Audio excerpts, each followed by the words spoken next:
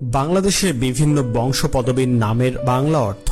খান অর্থ নেতা বা শাসক, কাজী বিচারক, সরকার প্রশাসনিক কর্মকর্তা, তালুকদার অর্থ জমির মালিক,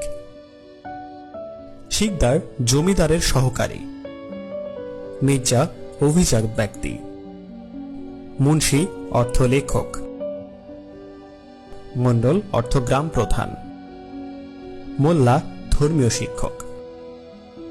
খন্দকার নথি লেখক, চৌধুরী অর্থ জমিদারের প্রতিনিধি, শেখ ইসলামী শিক্ষক, মজুমদার অর্থ হিসাব রক্ষক, হাওলাদার জমির তত্ত্বাবধায়ক, ব্যাপারী ব্যবসায়ী, সর্দার অর্থ দলনেতা বা প্রধান, বিশ্বাস বিশ্বস্ত ব্যক্তি, দারোগা পুলিশ কর্মকর্তা, গাজী অর্থ বীর,